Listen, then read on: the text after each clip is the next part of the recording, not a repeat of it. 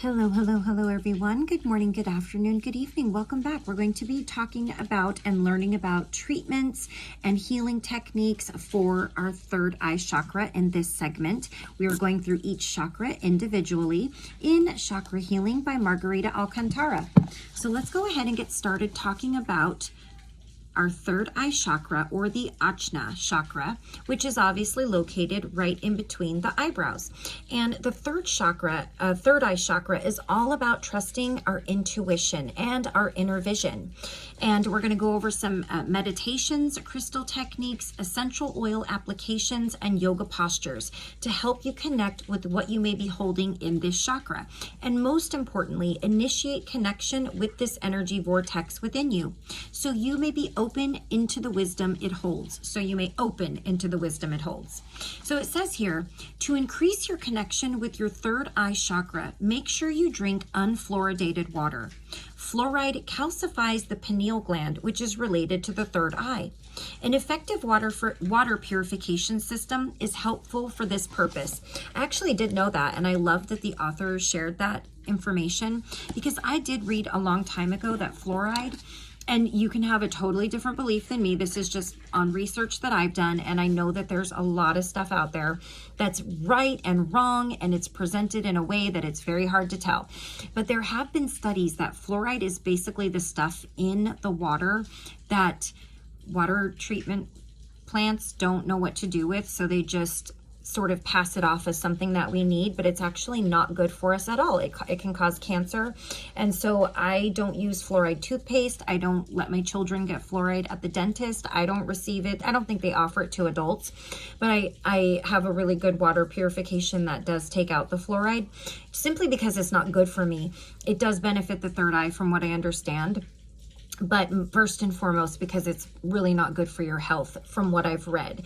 And why not err on caution? I don't know how many studies they've done to say otherwise, but I like to err on the side of caution, and that's just me. So let's go ahead and talk about the meditation recommendations for the third eye chakra. While sitting or lying down comfortably, take 3 slow, deep breaths. Each time you breathe in, imagine the breath energizing the area between your brows. Each time you exhale, release anything you may be holding in that area. Any fears, pain, or expectations of how you're supposed to feel during the meditation. Personally, I find that holding my hands over my heart as I meditate on each chakra helps me more quickly connect to the chakra I'm concentrating on. Or you can try placing one hand over your heart and the other hand over the area between your eyebrows. Wake up the connection with this chakra by gently tapping between your eyebrows, or by gently massaging the area in small circular motions using your first two fingers. With each following breath, inhaling and exhaling through the nose, continue directing your breath to your third eye chakra. Imagine that there is an indigo sphere of light in that area, pulsing and growing larger. Those who identify most with male energy should whirl the sphere counterclockwise, and those who identify most with female energy should whirl the sphere clockwise. As you drop deeper and deeper into a calmer state, ask your third eye chakra what it needs right now. Allow yourself a few more breaths to see if you receive any feedback. It could be in the form of a word, sound, song, image, color, feeling, or intuition. Then act on the feedback you get. If you don't receive any yet, that's okay. It will come as you continue practicing. If instead of receiving one of the intuitive hints previously listed, you feel an awareness similar to a pulsing or a gentle ache that feels like a thumb is being pressed against that area of your head, you are connecting with your third eye chakra. At the end of your meditation, take 3 slow, deep breaths, directing the energy of your inhale into the soles of your feet, grounding yourself, and then gently open your eyes. Caution when doing this meditation or visualization. Because this practice takes time to cultivate, be patient with yourself. If you find that you're forming a frontal headache, you are pushing yourself too hard, so it's time to take a break until you're feeling more rejuvenated. Also, as you perform your meditation, understand that even seasoned meditation practitioners get what's aptly termed monkey mind, where other thoughts begin to enter your mind and may momentarily distract you. Just take this as a chance to observe the thought without judgment, let it pass through you, and gently bring yourself back to center. Now, working with crystals. Lapis lazuli, amethyst, fluorite, lepidolite, sugilite, tanzanite, clear quartz, star sapphire, and kyanite are the crystals that resonate with the third eye chakra. To use crystals to connect with your third eye chakra, make sure that they are first cleansed from the energies of others who may have handled them before you or who may have been around them, and that your intention for how they will be used is set. You can clean your crystals in these few ways. Smudging with white sage, where basically you just take a white sage bundle, you light the tip on fire.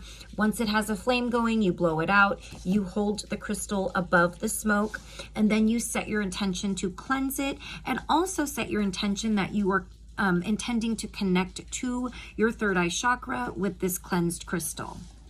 And the author says that this is her favorite method because after you cleanse your crystal, you can also cleanse your body by directing the smoke toward your chakras. And of course, you can cleanse the rest of your body as well.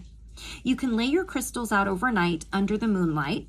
You can run water over them or soak them in salt water, but the author does caution with stones, some are porous, so you don't want to leave them in water, and you certainly don't want to leave them in salt water. So if you're not sure what is what as far as the porosity of a stone, you may want to Google that if you have some at home and you're not sure. Now that you've cleansed and charged them, you can work with them in a few ways. So first option is get into a comfortable seated or lying down position. Hold the crystal in your left hand, which is your receiving hand, so that you can receive the healing energy from the crystal. Notice what you pick up from the crystal. Does it feel like a throbbing in your hand, like static prickles, or just a simple awareness of the crystal's energy? If you don't feel any of those things, that's okay. Sometimes it takes a while to create an awareness with the stone's energy. Ask it to help you connect with the wisdom of your third eye chakra. Allow your mind and heart to open to receive any feedback in the way of images, colors, sounds, words, memories, emotions, or other impressions that may flow through. Keep in mind that working with crystals can take some getting used to. So if your third eye chakra doesn't open on the first go, the author says that's okay and to be expected, but it certainly can happen that it does. And most importantly, be compassionate with yourself and know that it is on its way. You are closer to connecting with that chakra. Now, our other option is while lying down, place your selected third eye chakra crystal between your eyebrows. Take 3 slow and deep breaths and allow yourself to drink in the energy of the crystal. As with the preceding holding technique, you may feel the energy pulsing between your brows, like a gentle heartbeat. You may feel a slight static energy, or you may have an awareness that the crystal's energy is interacting with your energy. If you don't feel any of these things, that's okay. You may want to say the affirmation listed in the last paragraph of the essential oil section. And I will read that to you first and foremost in case you're not interested in doing the essential oils, because you can certainly use this affirmation for your if you're just going to do a meditation or however you choose to go about it. There are so many ways, as the author said, to realign and unblock your chakras. These are just some recommendations that she is elaborating on. So we've got lavender, frankincense, and sandalwood. Those are the essential oils that correspond with the third eye. To use a single oil or a blend of oils to help you connect with this chakra, add 5 or 6 drops maximum per oil to a dime-sized portion of carrier oil, such as jojoba oil. Apply with a cotton ball to the third eye chakra at the area between your brows. To anoint yourself, alternately, you can put the mixture in your hands and rub them together. Through the friction, you will release the scent and energy of the oils. Open your palms to release the fragrance. Deeply inhale the scent. Whether you choose to anoint your third eye chakra or activate the properties by rubbing your hands together, you can say something like this to help the intention of creating the connection with your third eye chakra. I now intend to create a connection with my third eye chakra. Oh, that's silly. I said I was going to read that first, and then I went up to the top and read the whole thing. I'm sorry. With my third eye chakra, I now release all fear that keeps me from trusting my intuition. May I trust and follow it and see past what is physically in front of me, so that I may see all possibilities with ease. May I effortlessly integrate my inner vision into all aspects of my life and allow myself to connect with the emotional intelligence of my third eye. And so it is. And I think I just got done reading regarding the throat chakra, and I read the affirmation, and I didn't read about the essential oils. But I will tell you, if you're listening to this and you were going to listen to that one, or you notice that, you might notice that the process is exactly the same. You're just literally anointing the throat with a cotton ball or placing your hand that has the oil on it. There's nothing different with each essential oil application. It's just a matter of where you're placing your hands and your intention. So please know that if you heard that video on the throat chakra and you realize that I skipped the essential oils section outside of the affirmation, I guess I shouldn't go out of order. That really throws me off there. All right, so finally for the yoga postures and poses for the third eye. So the focus is to see things from all perspectives. So all poses are right side up, upside down, twisted, or eyes closed. So because it's seeing things from all perspectives, all of these positions are the best. So poses where you're right side up, upside down, twisted, or eyes closed. Try wearing a blindfold during a set of poses to experience pratyahara, or the drawing inward of the senses. This helps you direct your vision more deeply inside yourself, which can aid this chakra. In addition, doing supported forward bends using an extra bolster or a blanket helps press upon and stimulate this chakra. So basically she's saying anything where you're standing up, you're upside down, you're twisted in any way, or your eyes are closed is something that can help you focus on the third eye chakra. Okay, so not necessarily any poses or postures in particular on this one. And now other tips. When you receive an intuitive hint, act on it. It will strengthen your intuition. This is true. The more you tap into your intuition, the more you tap into it. It's like riding a bike. Maybe something that you always knew that you had there and you could always use. And when you finally decide to start listening to it and trusting it, the more that happens. And it's so wonderful to see it play out. And I don't think you ever stop amazing yourself when you're like, wow, I was going to not listen to my intuition, and I'm so glad that I did.